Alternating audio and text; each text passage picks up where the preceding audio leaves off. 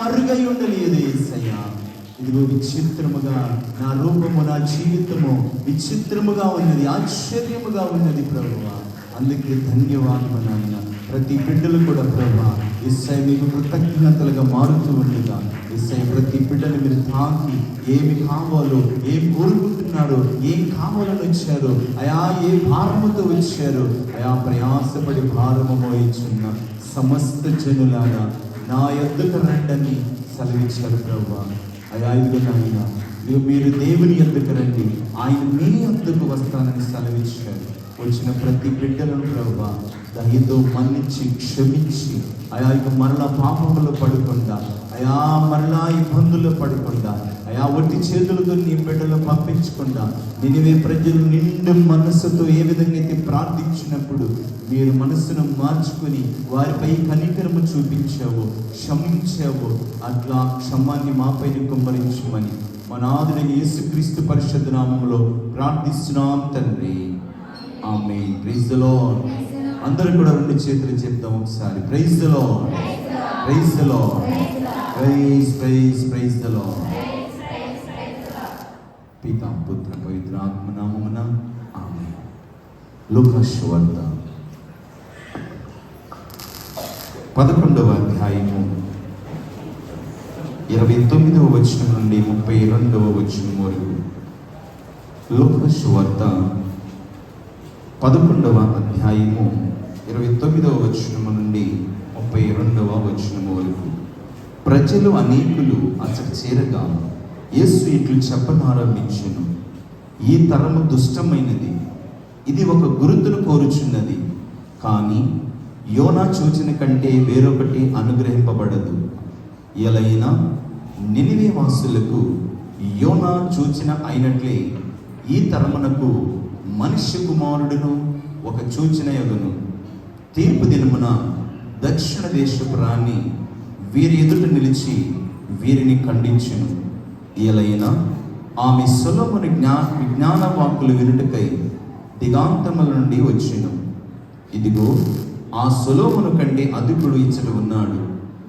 నినివే పౌరులు యోనా ప్రవక్త ప్రవచనములను ఆలకించి హృదయ పరివర్తన చెందిరి కనుక తీర్పు దినమున వారు వీరి ఎదుట నిలిచి వీరిని ఖండింతురు.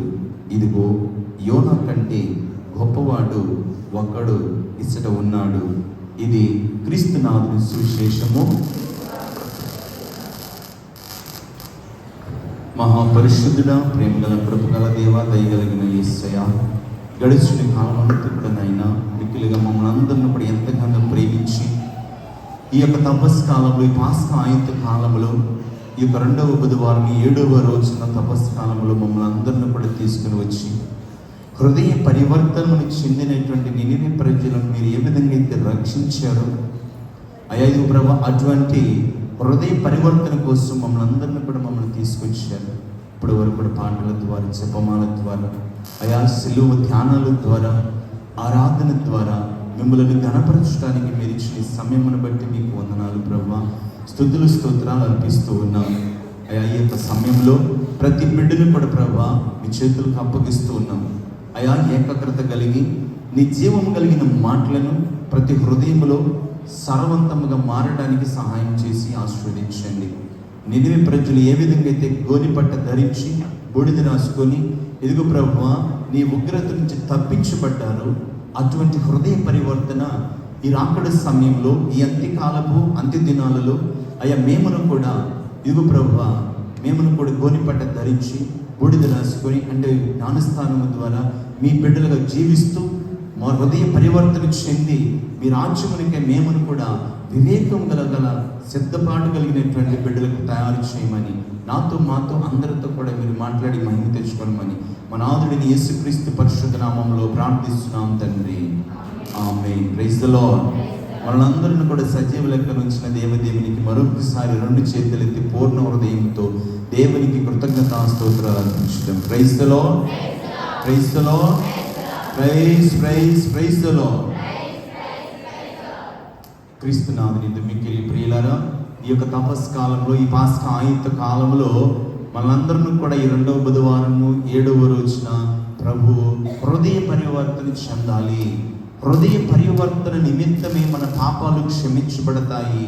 అంటే మారు మనసు ద్వారానే మన పాపాలు మరి కొట్టివేయబడి నిత్య రాజ్యము మనము చేరగలుగుతామని, ప్రభువుతో నిత్య నివాసము చేయగలమని ప్రభు ఈనాడు సువిశేష బోధనల ద్వారా హృదయ పరివర్తన చెందితేనే తప్ప దేవునితో ఉండలేమనేటువంటి సత్యాన్ని మనకు తెలియజేస్తూ ఉన్నారు. ప్రియులారా, ప్రైజ్ ది లార్డ్. ఇక్కడ మన హృదయము దేవుని విశ్వసిస్తుందా లేదా అనేది మనం పరిశీలించుకోవాలి.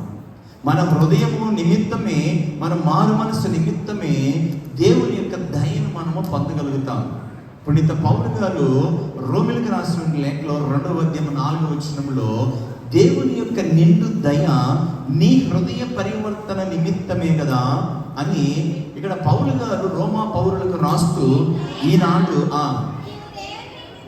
నీవు దేవుని నిండు దయను, సహనమును, ఓర్పును తృణీకరించుచున్నావా? దేవుని దయ నీ హృదయ పరివర్తన నిమిత్తమే కదా అని నువ్వు తెలుసుకోవా అంటున్నాడు. ఇంకా ఎంతకాలము నీ హృదయము మారకుండా, పరివర్తన చెందకుండా, దేవుని మీద మరి దేవునిలో విశ్వాసంలో నడవకుండా దేవునికి ఇంకెంతకాలము దూరంగా బ్రతుకుతావు? దేవాలయానికి రాకుండా దేవునికి, దేవాలయానికి, సంఘానికి నువ్వు ఎంతకాలము దూరంగా బ్రతకగలుగుతావు? నీ బ్రతుకు దినములలో మరి జ్ఞానస్థానం ద్వారా జన్మ పాపము పోవాలంటే ఒక జ్ఞానస్థానము తల్లి శ్రీ సభ క్రీస్తు ప్రభు జ్ఞానస్థానము ద్వారానే మనం ఈ పాపమును పోగొట్టుకోగలుగుతాము. ప్రియులారా, అపోస్తుల కార్యాలలో కూడా మరి 3వ అధ్యాయం 19వ వచనంలో మనం చూసుకున్నట్లయితే, అపోస్తుల కార్యాలు 3వ అధ్యాయము 19వ వచనంలో మీరు హృదయ పరివర్తనము చెంది దేవుని వైపు మరలని ఎడల ఆయన మీ పాపములు తుడిచివేయును. Praise the lord. ఎవరు మనం ఏం చెందాలంటే మొదట హృదయ పరివర్తన చెందాలి.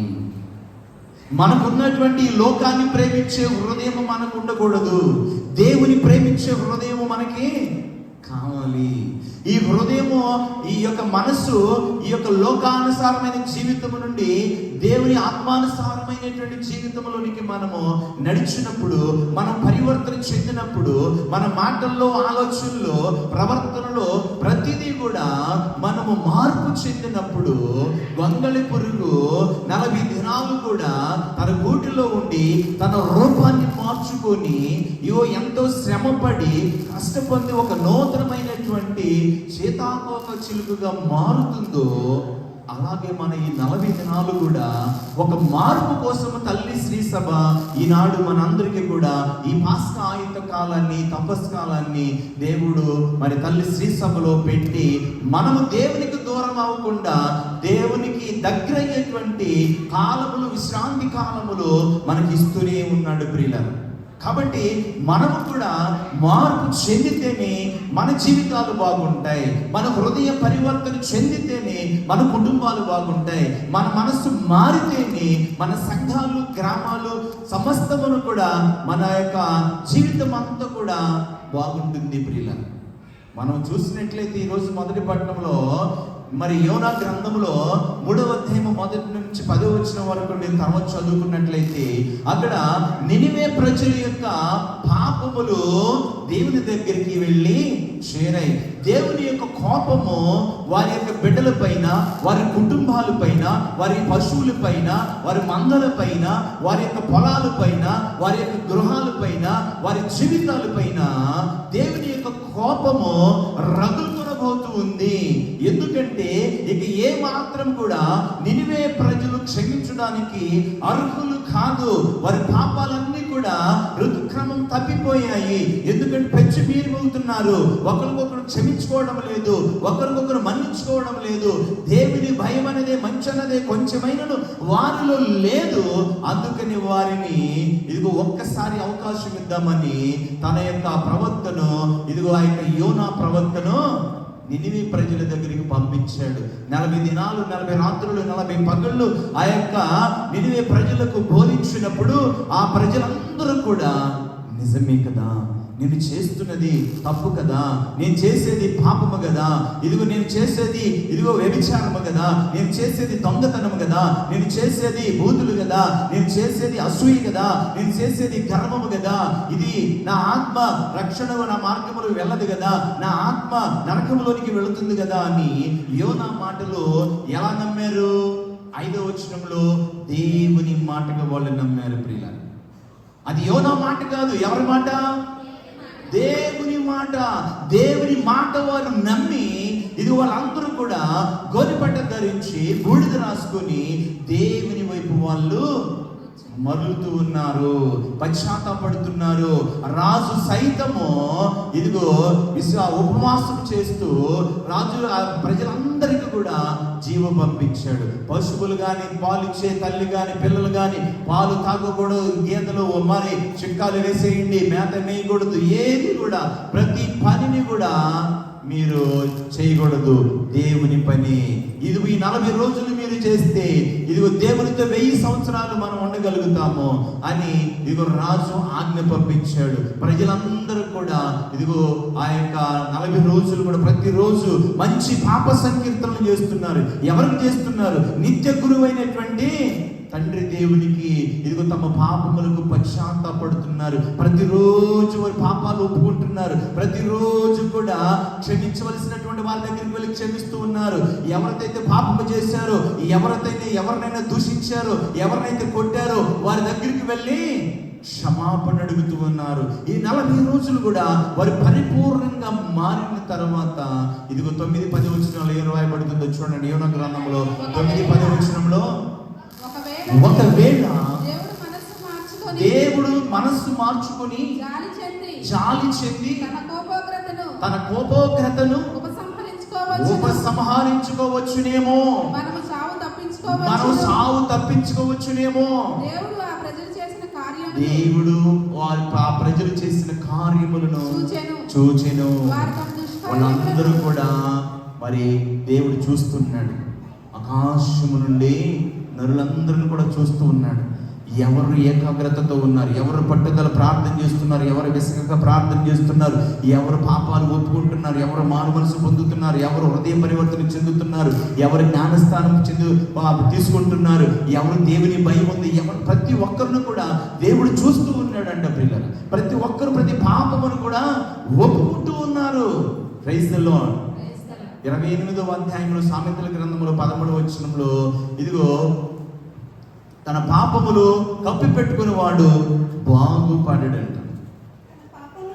తన పాపములను కప్పిపెట్టుకుని వాడు బాగుపడడు. ఆ పాపములను ఒప్పుకొని వాటిని పరిత్యజించువాడు దేవుని దయ పొందుతున్నారు. ఈ నినివే ప్రజలు చేస్తున్నది అదే. తన పాపములు కప్పు పెట్టుకోలేదు, ఒప్పుకుంటున్నారు. మంచి పాప సంకీర్తన ద్వారా పాపాలు ఒప్పుకుంటున్నారు, పరిత్యజిస్తూ ఉన్నారు, వాటిని విడిచిపెడుతున్నారు. పాము తన కుసము విడిచిపెట్టినట్లుగా కప్ప తన శరీరాన్ని, పాత స్వభావాన్ని విడిచిపెట్టినట్లుగా ప్రతి మనిషి తన పాత స్వభావము ఇహలోక మాలిన్యం అంటినటువంటి పాప మాలిన్యమైనటువంటి పాప భూయిష్టమైనటువంటి ప్రతిదీ కూడా వదిలిపెడుతూ ఉన్నారు. దేవుని యొక్క దయను వాళ్ళు పొందుతున్నారు. పాపాన్ని విడిచిపెడుతున్నారు. పాపం అంటే ఏంటి? పాపం అంటే ఆజ్ఞ అతిక్రమమే పాపం అని పరిశుద్ధ పవిత్ర గ్రంథము మనకు చెబుతుంది ప్రియులారా. Praise the lord. పాపం వల్ల వచ్చే జీతము మరణము ప్రియులారా. అసలు పాపము తల్లి శ్రీ సభ ఏం చెబుతుంది? పవిత్ర గ్రంథము ఆజ్ఞాతిక్రమం వలన ఆజ్ఞాతిక్రమము పాపము, పాపం వలన వచ్చే జీతము మరణం అని పరిశుద్ధ పవిత్ర గ్రంథము చెబుతుంది. తల్లి శ్రీ సభ మనకేం బోధిస్తూ ఉంది? పాపం అంటే ఏంటి? తల్లి శ్రీ సభ సత్యోప సంక్షేమ పుస్తకంలో మనకి తల్లి శ్రీ సభ మనకి ఇస్తూ ఉంది ప్రియుల. పాపం అంటే సర్వేశ్వరుడు ఆజ్ఞలను మీరి బుద్ధి వివరములు తెలిసిన వెనుక మనసొప్పి మీరుటయే పాపము. Praise the lord. ఏంటి? సర్వేశ్వరుడి ఆజ్ఞలను మీరకూడదు, 10 ఆజ్ఞలను మీరకూడదని తెలుసు. సర్వేశ్వరుడు ఆజ్ఞలను మీరి బుద్ధి వివరమని తెలిసిన తర్వాత, మనకి బుద్ధి ఉంది కదా, మనకి జ్ఞానం ఉంది కదా, తిట్టకూడదని తెలుసు కదా, పాపము చేయకూడదని తెలుసు కదా, తల్లిదండ్రులు గౌరవించాలని తెలుసు కదా, ఇతరులని మోహించకూడదని తెలుసు కదా, ఇతరులని దొంగతనం చేయకూడదని తెలుసు కదా, అబద్ధములు ఆడకూడదని తెలుసు కదా. బుద్ధి వివరములు తెలిసిన వెనుక మనసొప్పి, ఇదిగో ఇది పాపము, ఇది తప్పు, ఇది దేవునికి వ్యతిరేకము అని తెలిసి మనసొప్పి దేవుడు శిక్షిస్తాడు అని తెలిసి కూడా మనసొప్పి మీరుటయే పాపము.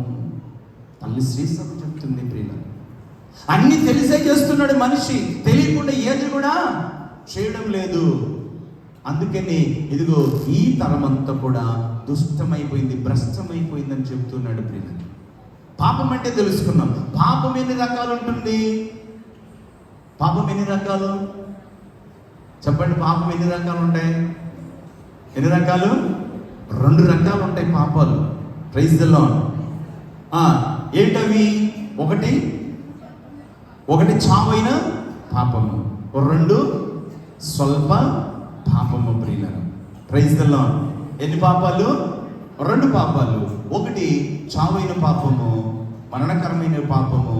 2 స్వల్ప పాపము, క్షమించడానికి అర్హత కలిగినటువంటి పాపాలు అన్నమాట. చిన్న పొరపాట్లు, పాపాలు ఉంటాయి ప్రియులారా. ఈ చావైన పాపం ఏం చేస్తుంది? దేవుని మీద ఇష్టమును పోగొట్టి నరకానికి తీసుకుని వెళ్తుంది ప్రియుల.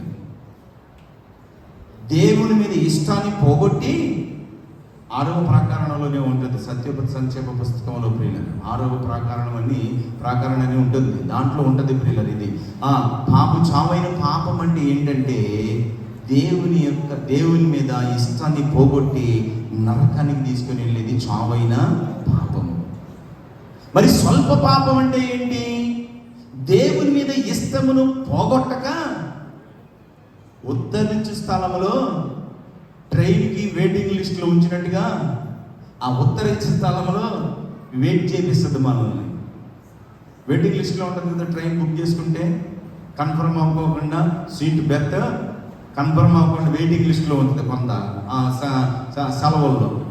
అట్లాగే మనం కూడా ఈ స్వల్ప పాపం ఏం చేస్తుందంటే, ఇదిగో ఆ ఉత్తరించు స్థలంలో దేవుని మీద ఇష్టమును పోగొట్టక సగం పాపం సగం ప్రార్థన, సగం పాపం సగం ప్రార్థన. Praise the lord. ఈ యొక్క స్వల్ప పాపం అలా చేస్తుంది ప్రియులారా. కాబట్టి ఇక్కడ ప్రభు చెప్తున్నటువంటి మాట, నినివే ప్రజలను తన మనస్సులను మార్చుకున్నారు, వారి హృదయాలను మార్చుకున్నారు, దేవుని వైపు మరలారు ప్రియులారా. అందుకని వారి పాపాలు క్షమిస్తూ ఉన్నాడు దేవుడు. ఇక్కడ ప్రభు కూడా ఏం చెప్తూ ఉన్నారు? ఈ యొక్క సువిశేష బోధనల ద్వారా లూకా సువార్త 11:29 ఏం రాయబడింది? ఈ తరము దుష్టమైనది. ఇది ఒక గుర్తు కోరుతున్నారు, అద్భుతాలు కోరుతున్నారు, ఆశ్చర్య క్రియలు కోరుతూ ఉన్నారు. కానీ వీరు మనస్సులు మార్చుకోవడం లేదు, హృదయాలు మార్చుకోవడం లేదు. కేవలం పెదవులతోనే వీళ్ళు కనపరుస్తున్నారే తప్ప వీరి హృదయాలు దేవునికి దూరం అవుతున్నాయి. కానీ వీళ్ళు గుడికి రారు, దివ్య బలి పూజలో పాల్గొరు, వీళ్ళు మోకరించి ప్రార్థన చేయరు, చేతులెత్తి ప్రార్థన చేయరు, మంచి పాప సంకీర్తన చేయరు, ఇదిగో వీళ్ళకి జపాలు రావు, ఇదిగో బైబుల్ పరిశుద్ధ గ్రంథము చదవరు. కానీ వీళ్ళకి పరలోక ఆశీర్వాదాలు కావాలి, నిత్య రాజ్యము కావాలి. ఇదిగో అన్ని వెళ్ళే చోట కళ్ళు కూడా వీళ్ళకి వచ్చి పడిపోవాలి. ఏంటి? ఆస్తులు వచ్చి పడిపోవాలి, ఆరోగ్యం వచ్చి పడిపోవాలి, అందం వచ్చి పడిపోవాలి, స్వస్థతలు వచ్చి పడిపోవాలి.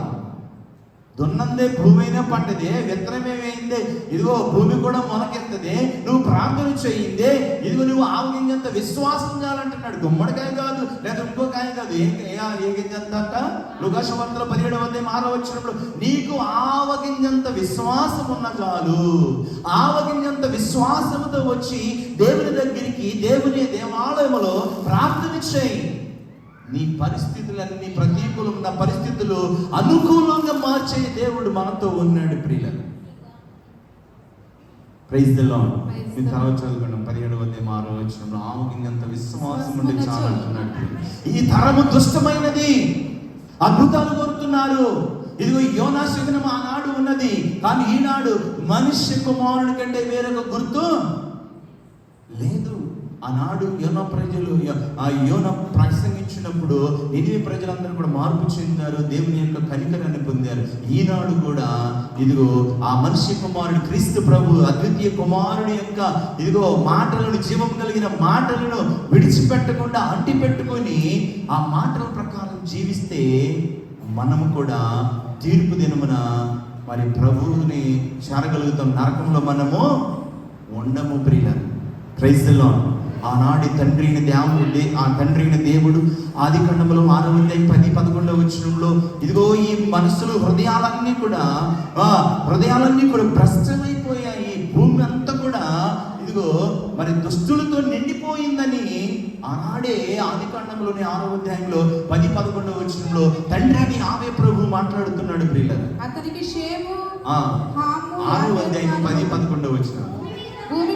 భూమి మీద ఉన్నటువంటి ప్రజలు పూర్తిగా భ్రష్టులైపోయారు. ఒకరికొకరు హింసించుకొంటున్నారు. దేవుడు పరిశీలించి చూచెను, భూలోకమంతా పూర్తిగా చెడిపోయింది, సర్వ మానవులు భ్రష్టులైపోయారు. అందుకని ప్రభు ఇది ఆనాడు చెప్పాడు, ఈనాడు కూడా ఈ తరము దుష్టతనము లెక్క చేయనటువంటి వారుగా ఉన్నారు, దేవుని భయము లేనటువంటి వారుగా ఉన్నారు. చస్తే ఈరోజు 3వ రోజు 4వ రోజు 11వ రోజు అనుకుంటున్నారే కానీ మనం చస్తే ఎక్కడికి వెళ్తామనేటువంటిది ఎవరు కూడా గుర్తించలేకపోతున్నారు అని ప్రభు ఈనాడు చెప్తూ ఉన్నారు ప్రియులారా. ఇగో ఈ యొక్క దేవుని భయముతో సొలొమోను యొక్క విజ్ఞాన మాటలను వినడానికి షాబా దేశపురాని, షాబా నుంచి ఆ రాణి అయినప్పటికీ కూడా సొలొమోను యొక్క విజ్ఞాన వాక్కులు వినడానికి ఆ దేశం నుంచి యెరూషలేము ఇజ్రాయెల్ దేశం వచ్చింది. ఇజ్రాయెల్ దేశము నానాటికి యెరూషలేము ఎందుకు ఈ బెత్లెహేము ఇంతగా సమృద్ధిగా ఏ కొరతలు లేకుండా ఈ రాజ్యము మంచి పరిపాలన జరుగుతుంది అని షాబా దేశపురాన్ని వచ్చి సొలొమోను విజ్ఞాన వాక్కులను విని ఆమె మారు మనసు పొందుతుంది. కానీ మనమంతా కూడా కఠిన హృదయాలు అయిపోతూ ఉన్నాయి ప్రియులారా. ఈ కఠిన హృదయాలు మెత్తటి మాంసపు హృదయాలుగా చేసుకోలేకపోతున్నారు. కాబట్టి ప్రభు చెప్తున్నటువంటి మాట ఏంటంటే ఇదిగో యోనా కంటే గొప్పవాడు ఇక్కడ ఉన్నాడు. చివరిగా మనం చూద్దాం లూకా సువార్తల 11వ అధ్యాయం సువిశేషంలోనే 11వ అధ్యాయం 32వ వచనంలో మనం చూద్దాం. నినివే పౌరులు యోనా ప్రవక్త ప్రవచనములను ఆలకించి హృదయ పరివర్తన చెందిరి. Praise the lord. వినడం వలన విశ్వాసము కలుగుతుంది. ఎవరి మాటల వలన? క్రీస్తు యేసు మాటల వలనే విశ్వాసము వారికి కలిగింది. ఇదిగో వారు ఆపదల నుంచి తప్పించబడ్డారు. యోనా మాటలను, దేవుని మాటలను ఆలకించి ఆ ప్రవచనలను ఆలకించారు. వారు రక్షించబడుతున్నారు. కనుక తీర్పు రోజున వారు వీరి ఎదుట నిలిచి వీరిని ఖండింతురు. ఇదిగో యోనా కంటే గొప్పవాడు ఒకడు ఇచ్చట ఉన్నాడు. ఇదిగో ఆ యొక్క నినివే ప్రజలంట ఈ తరము వారు మార్పు లేని హృదయ పరివర్తన చెందనటువంటి వారందరిని కూడా ఆ నినివే ప్రజలు ఆనాడు మార్పు చెందినటువంటి ప్రజలు వారు వీరిని ఖండిస్తారని రాయబడి ఉంది ప్రియులారా. ఎవరిని? మన తరము పరివర్తన లేని, జ్ఞానస్థానం లేని, పాపములోనే ఉన్నటువంటి వారందరిని కూడా వారు వీరిని ఖండిస్తారు. యోనా కంటే గొప్పవాడు ఇక్కడ ఉన్నాడు. ఎక్కడున్నాడు? యోనా కంటే గొప్పవాడు ఎక్కడున్నాడు? చెప్పండి, ఎక్కడున్నాడు? యోహాను గారు రాసినట్టు మొదటి లేఖలో 4వ అధ్యాయం 4వ వచనంలో చివరిగా చదువుకొని ముగించుకుందాం. యోహాను గారు రాసినట్టు మొదటి లేఖ 4వ అధ్యాయం 4వ వచనంలో, కానీ చిన్న బిడ్డలారా మీరు దేవునికి చెందిన వారై అసత్య ప్రవక్తలను ఓడించితిరి. లౌకికులకు వారిలో ఉండు ఆత్మ కంటే మీలో ఉండు ఆత్మ శక్తివంతమైనది. మనం దాన్ని గ్రహించలేకపోతున్నాం. మనకు కనపడేది ఎంత శాశ్వతమైంది అనుకుంటున్నాం. ఇదంతా శాశ్వతమైనది ప్రియుల. మనకు కనబడింది ఉంది, అదే శాశ్వతమైనది మనలో ఉన్నాడు. శక్తివంతుడు ఉన్నాడు మనలో. కాబట్టి ఆ శక్తివంతమైనటువంటి ఆత్మతో పాపమును హృదయ పరివర్తన చెంది పాపమును విడిచిపెడదాం, నిత్య రాజ్యాన్ని పొందుదాం. పితా పుత్ర పవిత్ర ఆత్మ నామమున ఆమేన్. కృపాసక్తి సంపన్నుడు అయిన ప్రేమగల పరిశుద్ధుడు అయిన మా ప్రియ పరలోకపు తండ్రి, అయా మీరు ఇచ్చిన సమయమును బట్టి తండ్రి ప్రభువా, వచ్చిన ప్రతి బిడ్డలు కూడా దీవించండి. ఈ జీవం కలిగిన మాటలు ప్రతి హృదయంలో నాటుబడి 30 60 100 ఫలించడానికి సహాయం చేయమని, ఒకటి చేతులతో వారిని పంపించకుండా నిండైన మెండైన దీవెనలతో అయా హృదయ పరివర్తనం వైపు అయా మరలి ప్రతి పాపమును నేను తీసివేసుకోవడానికి తపస్కాలంలో అయా గొంగళ పురుగు తన రూపాన్ని మార్చుకున్నట్లుగా ప్రతి ఒక్కరూ కూడా మార్పు చెంది ఈ బిడ్డలకు తయారవడానికి కావలసిన భక్తి విశ్వాసాన్ని దయచేయమని మన ఆదరణ యేసుక్రీస్తు పరిశుద్ధ నామములో ప్రార్థిస్తున్నాం తండ్రి. ఆమేన్.